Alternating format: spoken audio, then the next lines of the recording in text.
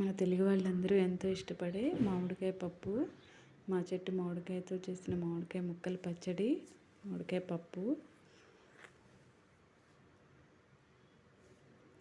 మామిడికాయ పప్పు కోసం ముందుగా పప్పుని వేయించుకోవాలి.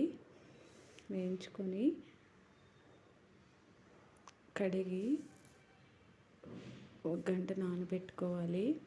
తర్వాత మామిడికాయని పీల్ చేసుకొని ముక్కలుగా కట్ చేసుకొని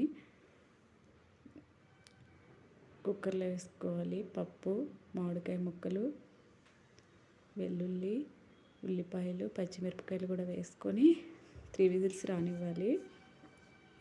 3 విజిల్స్కి పప్పు ఈ విధంగా ఉడుకుతుంది. ఈ విధంగా మెదుపుకొని పోపు వేసుకోవాలి. పోపు కోసం ఎండుమిరపకాయలు వేసుకోవాలి. వేగిన తర్వాత ఆవాలు, జీలకర్ర, పచ్చిశనగపప్పు వేసి వేయించుకున్న తర్వాత పసుపు, ఇంగువ, కరివేపాకు వేసుకొని ఈ విధంగా పప్పు వేసుకొని పప్పులో కలుపుకున్న తర్వాత ఉప్పు, కారం వేసుకొని స్టవ్ మీద పెట్టుకొని 10 మినిట్స్ ఉడకనివ్వాలి. అంతే, పప్పు రెడీ అవుతుంది.